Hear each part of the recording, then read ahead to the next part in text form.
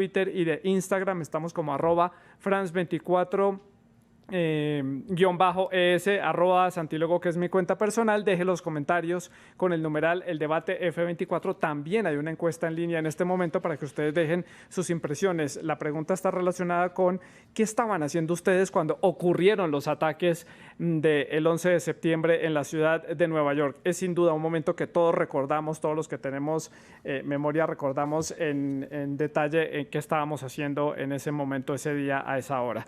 Pues vamos a comenzar entonces con el debate. Comienzo aquí en el estudio con Caroline. Gracias por estar con nosotros aquí en el estudio. ¿Y cómo cambió el mundo desde entonces? Yo ya mencionaba que comenzó una nueva página en la historia de la humanidad. ¿Cómo lo vio usted? Bueno, buenas noches, Santiago, y muchas gracias por la invitación. Respondiendo a la pregunta de la encuesta, yo estaba en la Universidad Nacional cuando sucedieron los ataques, lo recuerdo claramente, y en ese entonces no era musulmana. Y precisamente fueron los ataques los que me llevaron y me condujeron a conocer del Islam, y creo que eso pasó mucho en el mundo musulmán. Tuvimos un gran aumento de las personas que fueron a mezquitas, que fueron a lugares. Hoy en día se encuentran muchos testimonios de musulmanes que fueron buscando hasta venganza en algunos casos en Estados Unidos y terminaron siendo musulmanes o terminaron por lo menos conociendo más de la religión. Entonces para nosotros como comunidad cambió en el aumento que tuvimos y como en ese contacto que pudimos establecer con ese otro mundo que en ese momento era desconocido, ¿no? Muchos de nosotros no habíamos escuchado nada sobre el Islam o sobre el mundo musulmán antes del ataque del 11 de septiembre. Entonces, digamos que hubo un diálogo posterior a eso que de muchas maneras enriqueció el intercambio de civilizaciones. Sí. Para América Latina y para nuestro continente americano es una religión que no es muy común, no es la religión predominante y es una cultura tal vez muy lejana por la historia que hemos tenido, por la influencia más europea y de otras zonas del mundo, y tal vez por eso el contacto se ha demorado en suceder o no es tan extenso o tan extendido como se ha sucedido con otras religiones. Paso a preguntarle a Susana su punto de vista allí en la capital uruguaya. ¿Cómo cambió el mundo desde entonces, desde su perspectiva, Susana? Bueno, yo creo que el 11 de septiembre, buenas noches, Santiago, un gusto compartir contigo y con los compañeros contertulios y con toda la audiencia. Creo que realmente se construyó un nuevo enemigo, pero el 11 de septiembre fue un parteaguas, fue un antes y un después de ese fatídico día, de esos atentados en Estados Unidos, y creo que cambió plenamente el concepto de las relaciones internacionales, pero también a nivel de relaciones humanas, ¿no? Todo lo que significó luego el término seguridad transnacional. Y para Richard Downey en Redondo Beach, en California, sus impresiones, ¿cómo cambió el mundo a partir de esa fecha? Muchas gracias, Santiago. Es un placer estar con usted y los otros compañeros. De verdad, fue un episodio terrible. Para que todos sepan, este ataque, el 9/11, fue la primera vez que se había atacado a Estados Unidos desde la Segunda Guerra Mundial, en el ataque contra Pearl Harbor. Entonces fue en el suelo territorio nuestro, fue dramático para nosotros. Entonces hubo una reacción tremenda, hubo como resultado de esas acciones que nosotros tomamos después de este ataque. Hubo éxitos y hubo una serie de cosas que fueron reconocidos como fracasos, de verdad. Pero algunas buenas y algunas cosas malas, pero estamos aquí.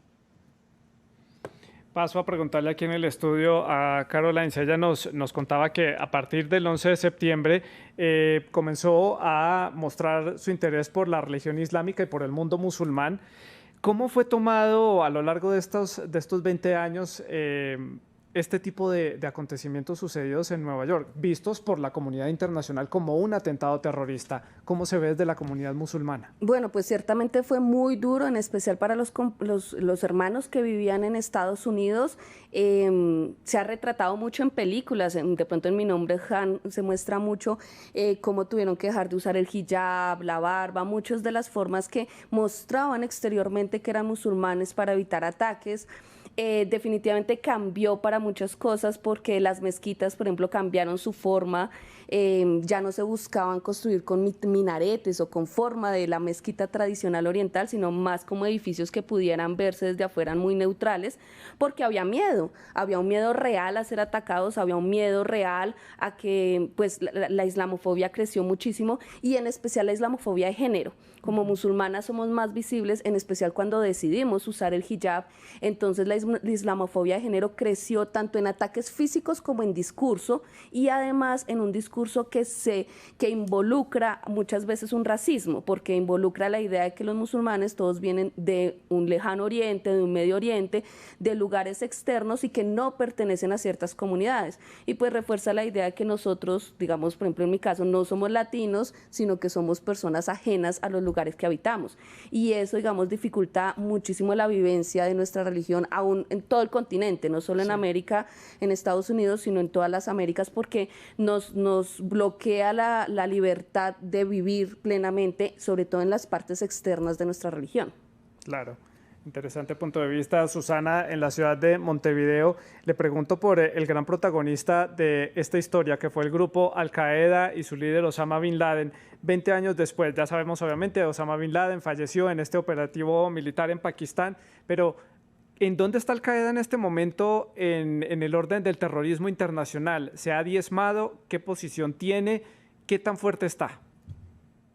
Bueno, evidentemente sí. Yo creo que se ha visto debilitado por estos 20 años de guerra global contra el terror, la presencia también tan abusiva, podríamos decir hoy, después de lo que ha significado el fracaso de esa intervención de la coalición de fuerzas comandada por Estados Unidos, pero no solo, hubo fuerzas también, tropas de estados integrantes de la OTAN allí en Afganistán. Entonces asestaron un gran golpe o varapalo a lo que es Al-Qaeda, que todavía tiene sus facciones, por ejemplo, en el Magreb Islámico, en el norte de África, o también seguía operativo hasta hace bien poco, por ejemplo, en Yemen. Es decir, en aquellos estados fallidos, en aquellos países donde hay una institucionalidad débil, Santiago, es donde pueden proliferar este tipo de grupos de insurgentes. Evidentemente, Al-Qaeda sigue siendo, por lo menos su ideología, su modus operandi, sigue siendo un ejemplo a emular por otros grupos, como por ejemplo Al-Shabaab, podemos tener en Somalia, o Boko Haram en Nigeria. Lejos de bajar la guardia, tenemos que estar atentos, sobre todo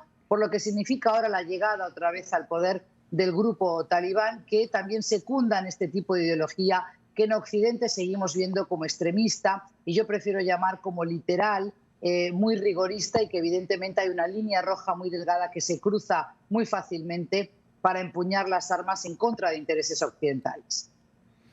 Richard, en California, en Estados Unidos, 20 años después, ¿Al-Qaeda sigue siendo una amenaza para Estados Unidos, pese a que ya han retirado las tropas de países como Irak, como Afganistán? ¿Sigue siendo una amenaza para este país norteamericano? Sí, nosotros todavía estamos preocupados por Al-Qaeda. Por ejemplo, durante las negociaciones en Afganistán con el Talibán, uno de los requisitos fue que el Talibán no tenga relación o no ofrezca santuario a Al-Qaeda en Afganistán. Por supuesto, como hemos visto en las últimas semanas, con la toma de Kabul, el Talibán dejaron libre miles de yihadistas, inclusive como 2,000 de Al-Qaeda. Entonces, estamos preocupados por lo que va a pasar. La verdad es que ya que hemos salido de Afganistán, la posibilidad de atacar a los yihadistas, si vayan a tener un surgimiento ahí, vaya a ser difícil. Entonces, es todavía una pregunta muy grande para nosotros, a ver si el Talibán vaya a cumplir con su promesa o no. Si vayan a hacer santuario para yihadistas por todas partes del mundo, o si vayan a resistir esa posibilidad. Y es una pregunta todavía, pero nosotros sí, todavía estamos preocupados no solamente por la posibilidad de un ataque por parte de Al-Qaeda en Afganistán, pero muchas otras partes del mundo. Caroline, usted me puede dar la perspectiva del otro lado de la moneda y es desde el mundo musulmán cómo se ve a estos grupos como el Talibán o como Al Qaeda, que es pues el directamente responsable de estos hechos ocurridos el 11 de septiembre. Mira, dentro de nosotros ha habido un cambio muy importante y es el debate interno. Hace 30 años no se hablaba de yihad, digamos en las mezquitas o algo así, era un tema que pasaba desapercibido. Hoy en día cualquier musulmán de a pie se sabe la etimología de la palabra, sabe la diferencia entre yihad mayor, yihad menor y hay un discurso construido al respecto. Entonces cuando nosotros empezamos estos análisis, las personas pueden empezar a tomar posiciones y empiezan a decir, bueno, este es musulmán, este no es musulmán, yo no lo veo como un hermano para mí, porque es que eso es importante, nosotros tenemos una hermandad mundial y cuando tú dices, bueno, es que Al Qaeda sí es hermano mío o no, eso requiere una posición política y una posición como persona y esos debates se están haciendo dentro de la comunidad. Como nosotros no tenemos clero, no tenemos una organización centralizada que diga sí son o no son, o es, ¿sí? Cada comunidad y cada pequeñas comunidades son responsables de tomar estas decisiones y son responsables de guiarse al respecto. La mayoría de nosotros no estamos de acuerdo con lo que ellos hacen. A mí como mujer, como musulmana, me preocupa lo que van a sufrir mis hermanas bajo el régimen talibán, porque pues es que ya tenemos unos antecedentes graves, no son cualquier cosa, que además niegan nuestros derechos como mujeres musulmanas excusándose en el Islam, lo cual es terrible para nosotras. Entonces, cuando nos preguntan sobre ellos, yo siempre digo, cada musulmán tiene derecho a tener su opinión, pero sí estamos trabajando para tener unos discursos al respecto y sobre todo unos discursos informados que nos permitan decidir sobre bases reales.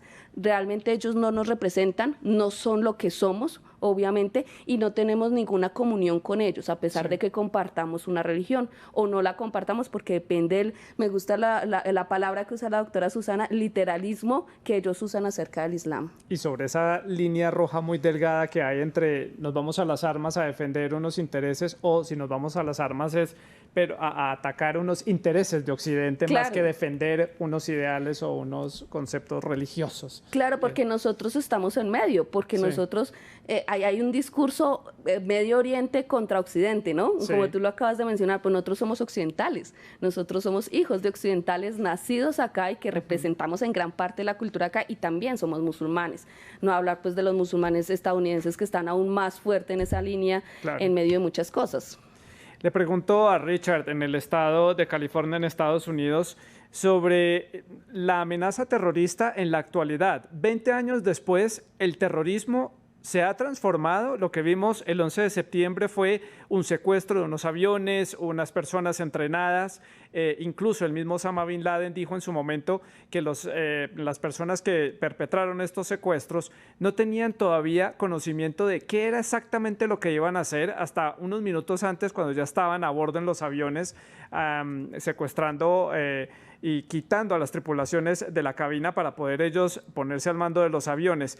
¿Cómo ha cambiado el terrorismo hoy en día? ¿Es distinto? ¿Al Qaeda o estos grupos terroristas que hay en el mundo entero pueden sorprender otra vez al mundo con ataques similares? No, el mundo, gracias Santiago, el mundo ha cambiado bastante. Yo mencioné antes que después de los ataques de 9/11 hubo unos éxitos. Algunos de estos fueron la reformación en nuestro país, por ejemplo, de las comunidades de inteligencia y de la policía y fuerzas de la aplicación de la ley. Hay una mejor fusión de la inteligencia entre estas organizaciones. Otra ventaja desde entonces fue el Departamento de Homeland Defense, Seguridad Nacional, como decimos nosotros, en que hay una integración más de inteligencia y esas fuerzas de la aplicación de la ley. Y con todas las precauciones que nosotros tomamos como TSA, como cuando nosotros tratamos de abordar un avión, tenemos que pasar por los detectores metálicos y todas esas inspecciones. Hoy en día la posibilidad es bastante grande, es diferente desde entonces, se ha cambiado, pero no es decir que no haya la posibilidad de que vaya a tener otro ataque de un tipo novato. Pero de todos modos, en nuestro país, otra forma de terrorismo importante es el terrorismo doméstico. Es esa parte, pero lamentablemente es otra parte que nosotros tenemos que enfrentar. Sí. Susana, su opinión sobre esta transformación del terrorismo, este punto que destaca Richard del terrorismo interno y el terrorismo transnacional, por supuesto, que es lo que hemos estado presenciando a lo largo de estos años. Sí, correcto. O sea, Estados Unidos tiene un gran problema con ese terrorismo interno, con los grupos también extremistas que residen en territorio estadounidense, con el tema de las armas, que prácticamente en cada domicilio, en cada casa estadounidense hay armas por doquier, ¿verdad? Con lo cual ese es un problema de la idiosincrasia norteamericana, podríamos decir. En cuanto al terrorismo transnacional, tenemos distintos grupos. Hoy se asocia ese terrorismo y el fundamentalismo, una palabra que, recordemos, nace con las iglesias protestantes justamente de Estados Unidos, pero se asocia hoy indefectiblemente con el mundo musulmán. Y, sin embargo, yo coincido con la invitada en piso, Carolines, cuando dice que ellos están en el medio. Yo diría las primeras víctimas del terrorismo transnacional de base islamista siguen siendo también musulmanes, es decir, tanto en Irak como en Siria, de otros grupos como por ejemplo Hezbollah o el propio Hamas, que también castigan muy duro a sus poblaciones. ¿Qué hacer entonces en este momento? Yo creo que la Unión Europea, como también OTAN, como el propio Estados Unidos, se encuentran un poquito a la espera de ver qué va a pasar en Afganistán con los talibán, y mucho me temo que la pandemia no ayudó a reactivar la coordinación entre los servicios de inteligencia. Hay un matiz también. Lo que ocurrió con el 11S golpeó muy duro a Estados Unidos porque por primera vez se golpeaba al país todopoderoso, al imperio estadounidense, dentro de su propia casa por extranjeros. Ellos pudieron blindarse cerrando las puertas, negando visados, levantando muros, si se quiere, Santiago, muros también del corazón, que son los peores en derribar. En cambio, tenemos un terrorismo homegrown, ¿no? Es decir, que está hecho en casa, que se fabrica, que se produce en toda Europa, con aquellos que son ciudadanos europeos pero que son de origen musulmán. Para el 2050 se espera que en Bélgica el 50% de la población, Santiago, sea musulmana, con lo cual allí preocupa mucho también la radicalización de jóvenes musulmanes, y yo creo que se está trabajando todavía de manera defectuosa o insuficiente en la convivialidad entre musulmanes europeos, y eso a mí me preocupa personalmente. Susana, ya vamos a tocar ese tema, pero quiero preguntarle por Estados Unidos. Usted mencionaba hace unos minutos que Estados Unidos, a partir del 11 de septiembre, construyó un enemigo a nivel internacional, y prácticamente la política de Estados Unidos estuvo enfocada durante estas 2 décadas en Afganistán y en esa guerra contra el terrorismo. Ahora, ¿quién es el enemigo de Estados Unidos? ¿A quién se va a inventar ahora entonces para seguir este juego bélico a nivel internacional? Bueno, justamente yo creo que Estados Unidos ha perdido con esta intervención. Militarmente es superior, sin lugar a dudas, Estados Unidos al armamento del movimiento talibán, pero ha sido, yo creo, que un fracaso cultural, una derrota no solo de Estados Unidos, también de Occidente. Recordemos que España, mi propio país, también acompañó esta aventura bélica en Afganistán. Hicieron falta 4 presidentes norteamericanos, billones de euros o dólares, para cambiar a unos señores barbudos por los mismos señores barbudos. Durante 20 años no se construyó educación, no se invirtió en construir la paz en Afganistán. Ahora se han quedado un poco a la espera, nos dicen a ver si van a cumplir con su promesa. Realmente es increíble que haya ese tipo de ingenuidad en la política exterior estadounidense. Yo creo que no es ingenuidad, sino que realmente es un error de cálculo, como lo suelen llamar ellos cuando uno les pregunta de frente, ¿verdad? Hace ya décadas que Estados Unidos quiere virar hacia la zona de Asia-Pacífico, pero estaba empantanado en Irak y también en Afganistán. Ahora se ha producido la retirada parcial de Irak, pero sobre todo de Afganistán, pero quedan otros conflictos en Oriente Medio, como la guerra en Siria sin fin, la guerra de desgaste en Yemen. Entonces habrá que ver quién va a ser ese nuevo enemigo, pero ahí coincido con el colega Richard, que está hablando desde Estados Unidos. Yo creo que todavía la amenaza de grupos que instrumentalizan la fe del Islam y que no actúan de acuerdo a las Sagradas Escrituras, pero manipulan el buen nombre de Alá, ¿verdad? Y tocan la fibra sensible de muchos jóvenes musulmanes, algunos enajenados de su sociedad, otros sin oportunidades, como los propios jóvenes de Afganistán. Creo que todavía tendremos que estar atentos a qué viraje va a tener ese terrorismo de base islamista. Caroline, aquí en el estudio de France 24, Susana menciona fibras de jóvenes que son musulmanes, radicalización. Puso de ejemplo el caso de Bélgica, bueno, muchos países de Europa, Francia también ha vivido casos de radicalización y de jóvenes musulmanes. Incluso durante la guerra en Siria, muchos dejaron Europa y se fueron a Siria para combatir con el Estado Islámico y con los diferentes grupos allí. ¿Cómo se entiende esto desde el lado musulmán, desde el lado de su cultura, de su religión, estas radicalizaciones y esta respuesta que se da militar en nombre del Islam, en nombre de la religión? Bueno, nosotros hemos estado haciendo mucho debate al respecto porque hay que entender que las comunidades en Estados Unidos y en Europa son diferentes que las latinas y las que se pueden encontrar en África o en Asia, por ejemplo. La radicalización de los jóvenes, en especial en Europa, tiene que ver mucho con el desprecio de esa sociedad hacia lo que ellos son, porque son ciudadanos que crecieron allí, que muchos tienen su ciudadanía europea, pero además tienen estas raíces de países de mayoría islámica y no son aceptados en ningún lado ni en el otro, están en unas medias aguas que no les permiten crear identidades positivas y al contrario se refuerzan es hacia lo negativo y hacia el no soy de allí, no pertenezco allí, y buscando una identidad propia es donde se radicalizan, porque buscando una identidad propia creen que encontrando un brazo armado o encontrando un grupo armado pues van a encontrar grupo social, que es lo que muchos jóvenes necesitan y de lo que muchos jóvenes carecen. Por eso hoy en día las mezquitas en Europa se están enfocando en programas juveniles. Hay muchas mezquitas que abrieron canchas de diferentes deportes, no sé, se están haciendo muchas actividades que en un pasado no se hacían porque se está buscando regresar a esa comunidad a buscar sus raíces, pero de una manera positiva y desde la identificación identitaria positiva. Nosotros, digamos, acá en América Latina tenemos una migración importante árabe que muchos de ellos perdieron sus raíces, ¿no? En Colombia tenemos migración desde los años 50 y muchos de estos hijos, inclusive nietos de migrantes, están regresando a las mezquitas hoy en día como centros de interés, como centros comunitarios y como centros de formación, porque eso también es importante. La radicalización viene de la ignorancia. Y de la ignorancia no solo de las bases del Islam, sino de la lengua árabe, del Corán, de nuestra propia historia.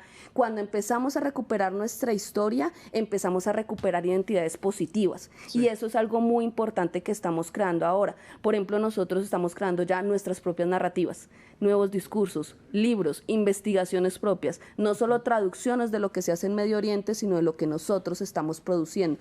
Y eso tenemos la esperanza de que le produzca a nuestros hijos, a nuestros nietos, unas identidades latinoamericanas, europeas, estadounidenses, asiáticas, de la que sea, pero sí, de manera positiva y arraigadas en nuestras tierras. Sin necesidad de emigrar. Y en su realidad. Claro, y sin necesidad de emigrar a los países de Medio Oriente, porque es que para muchos de nosotros los países de Medio Oriente no son nuestras casas, no son nuestros hogares, ni tampoco nuestros ancestros. Claro.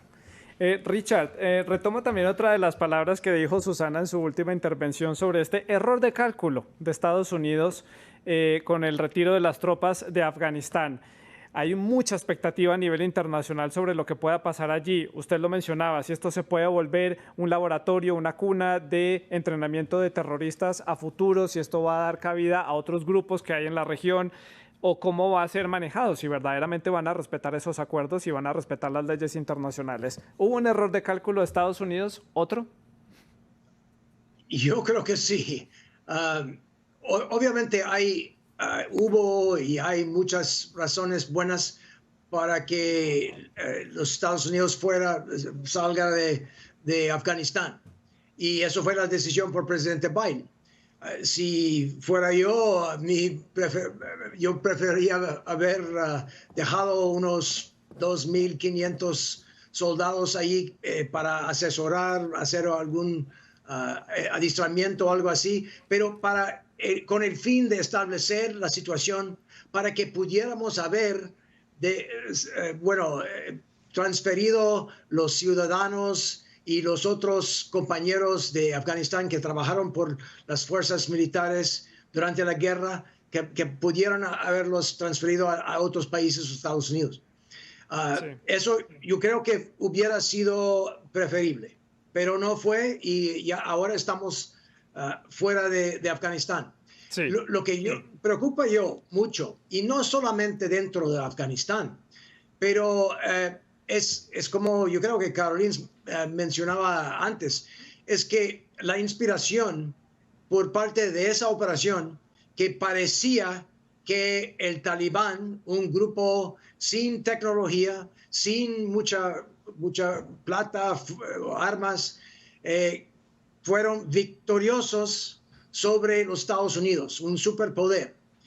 Eso lo que se ha dado en todas partes del mundo, donde hay yihadistas, es inspirar y ofrecer la oportunidad de reclutar otros terroristas yihadistas que podían llevar a cabo ataques de esa naturaleza.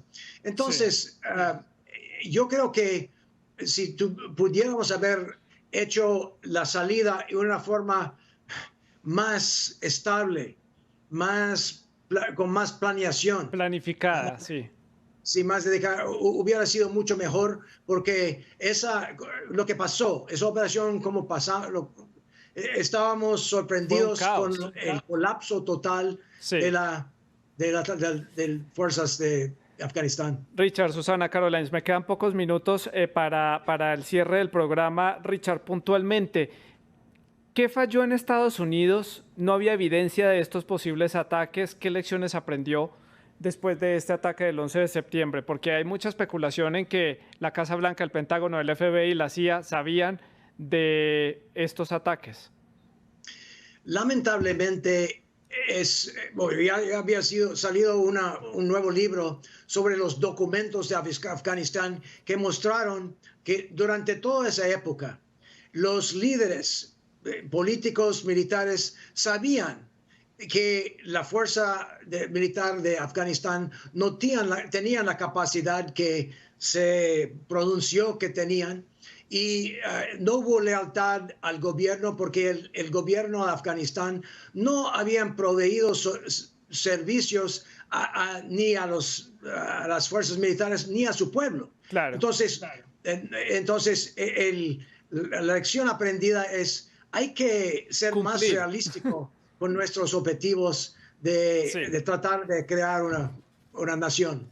Me quedan 2 minutos para cerrar el programa. Susana, conclusión, desde su perspectiva, ¿qué va a seguir de aquí en adelante? ¿Qué dejó el 11 de septiembre para la posteridad en Estados Unidos ante el escenario en el que nos estamos enfrentando ahora, con un Afganistán ahora liderado por el Talibán?